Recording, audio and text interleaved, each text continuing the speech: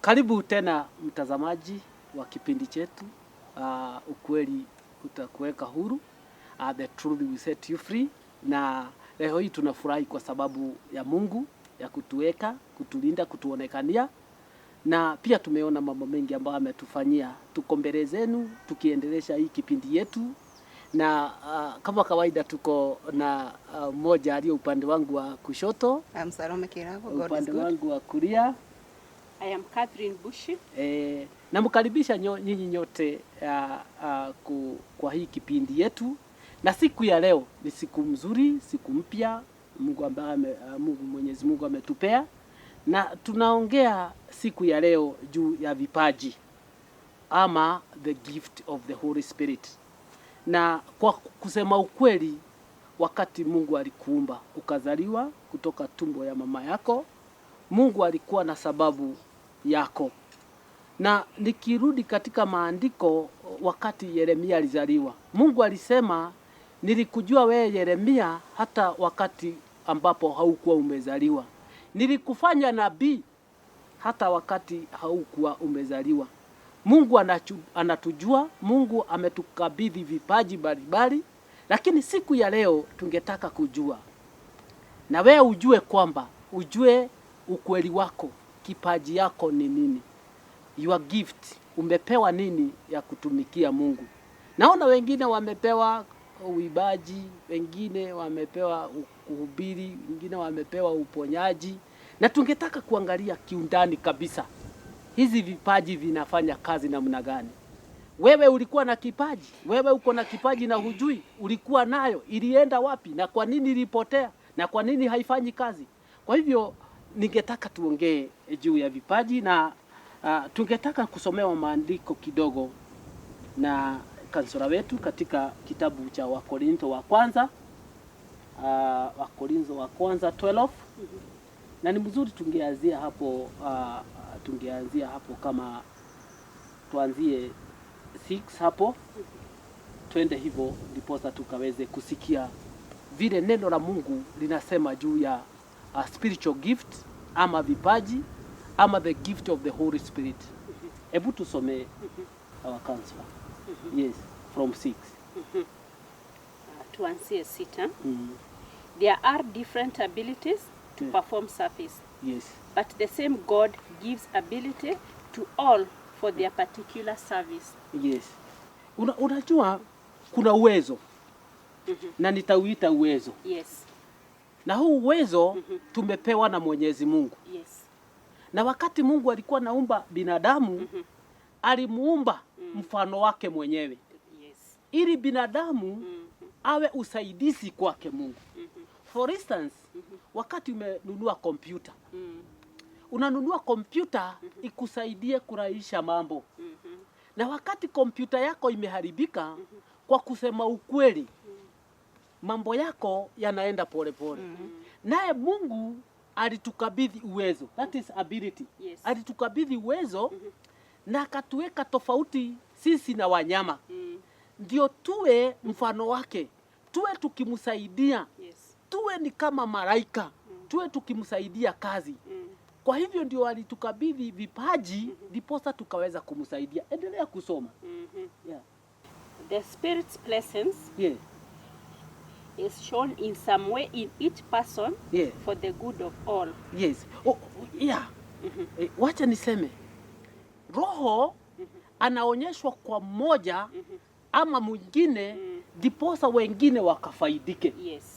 Na ndiposa Mungu anakabidhi kipaji ili iwe usaidizi kwa watu wengine. Ile Mungu akikupa ile kipaji, si yako. Mungu anakutumia wewe. Of his people. It is of the service of the people. Anakupatia kipaji ili watu wengine wasaidike juu yako.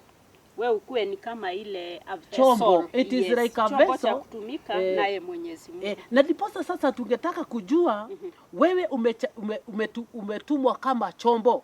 Umefanya kazi ambao ulitumwa nayo.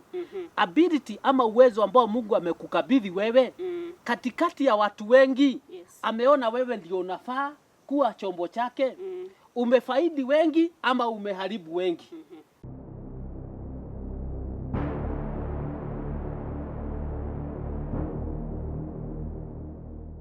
Endelea kusoma.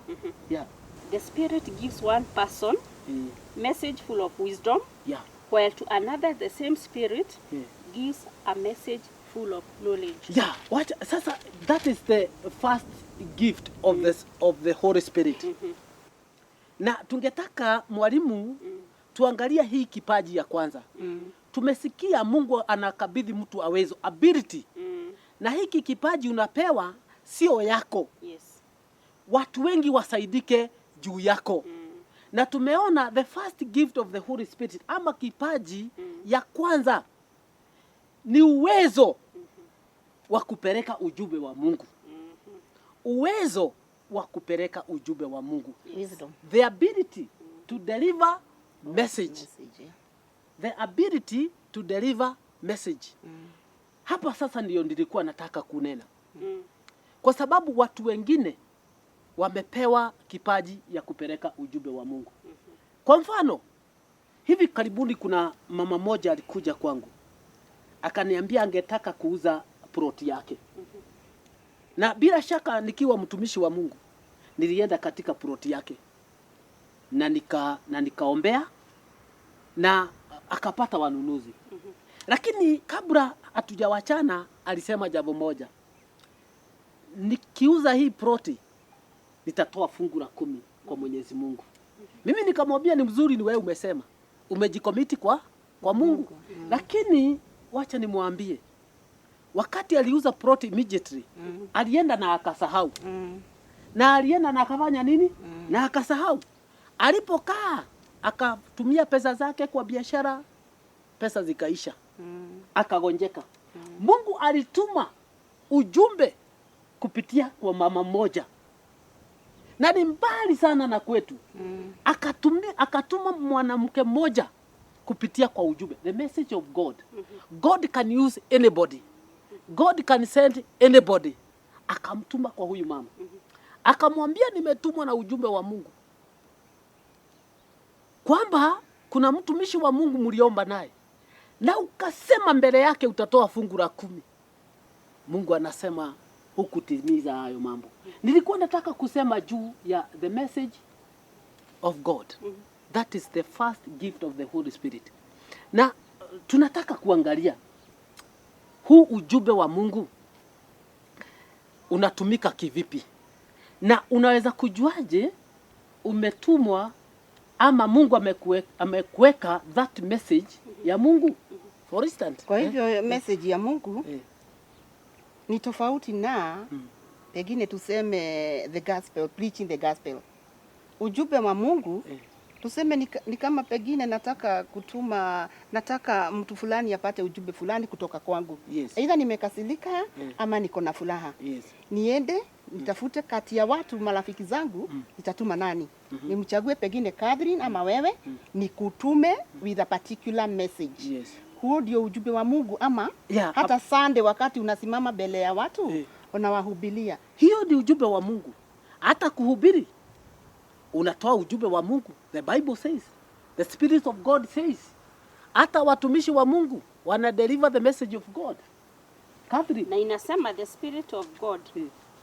Labda tukiendelea kidogo hapa chini, the Spirit gives one person a message full of wisdom. Yes. That is one person. That is one, yeah. Yes. Yes. While to another, the same Spirit gives a message full of knowledge. Yes. And we know one thing, there's something that we normally confuse. Knowledge and wisdom. They are two different things. You can be very knowledgeable, but you do not have wisdom. But if you have wisdom, you will be able to use your knowledge wisely, and your knowledge will be of benefit to you. We remember King Solomon. Alikuwa na kila kitu, akapewa kila kitu. Lakini mwishowe akaona, without wisdom, I am nothing. Alienda kwa Mungu akaniambia, give me wisdom. Because he knew with wisdom, utaendeleza maisha yako vizuri, utaishi na watu vizuri, utatumikia watu vizuri. Na if you have that wisdom, ile kipawa umepewa na Mungu, utaweza kuitumia nini? Utaweza kuitumia vizuri. Because wisdom is necessary. Tusije sasa tuka confuse knowledge as wisdom. No matter how learned we are, let us ask God for wisdom.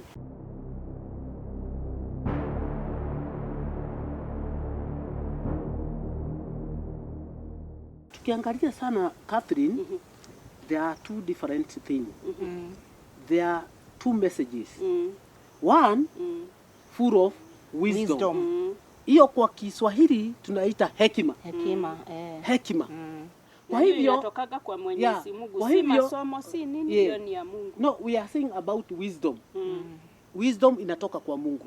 Na hiyo ndio Suleimani aliomba kwa Mungu. Yes, wisdom. Aliomba wisdom. Yes. Na message yoyote ya Mungu ambaye amekukabidhi, uende hubiri, uende kwa mtu fulani, umwambie ujumbe, lazima aweke wisdom ndani yake. Haya, there is another type of message full of knowledge. Elimu. I'm talking about, nataka kusema na Kiswahili, elimu. Atakukabidhi elimu, uwe umesoma hata kama hujasoma. Nimeona watu wengine wana deliver message, hawakuenda shule. Masomo ni mzuri ndio, lakini unasikia mwingine anaongea lugha yote, Kiingereza, Kiswahili, na hajasoma. Hata ana confess alifika darasa fulani, lakini wakati anapoongea ama kuinterpret Bible anafanya vizuri sana. Kuna kile kipawa, unajua ile kipawa cha Mungu haili gani umesoma kiwango gani. Kama Mungu amekupa kile kipawa, atakupa na uwezo wa kutumia kile nini, kile kipawa. Ndio nimesema mwingine atapewa message full of knowledge. Either amesoma hajasoma. Kwa sababu Mungu ako na nguvu na uwezo. Wengine wamepewa the message full of knowledge, lakini wengine wanasema sijasoma, sijaenda kwa darasa, nitaenda kusema nini?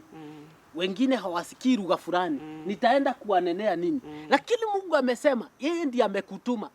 Na amekutuma akiwa na kusudi la kusema nataka uende. Tulisoma hapa mwanzo, Mungu anakupatia hiyo kipaji utumike kwa watu wengine.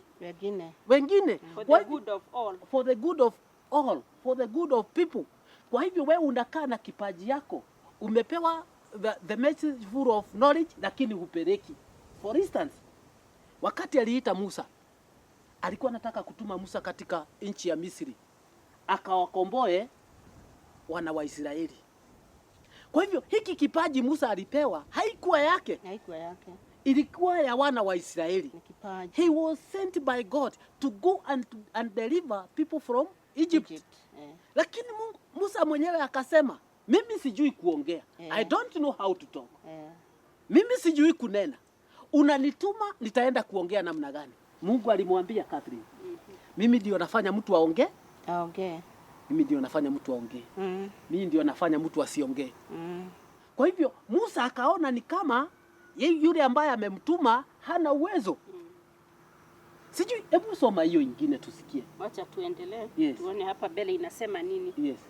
One and the same Spirit gives faith to one person, while to another he gives the power to heal. The Spirit gives one person the power to work miracles, to another the gift of speaking. Unajua sasa hapa tungekuja kidogo kwa hii kipawa ya imani. Hii kipawa ya imani. They are different gifts. They are different gifts. Kwa hivyo nataka mtazamaji ujue ukweli, na ukweli utakuweka huru. Kwa sababu hii kipawa ya imani, hapa ndio watu wengi wamekaa ni kama hawajui. Wengine wanaenda kutafuta wengine wawasaidie. Lakini nikiangalia sana the gift of faith, hii kipaji ya imani ni ya kila mtu. Ni ya kila mtu. Inafaa kuwa na kila mtu. Inafaa kuwa na kila mtu. This gift of faith ni ya maana sana.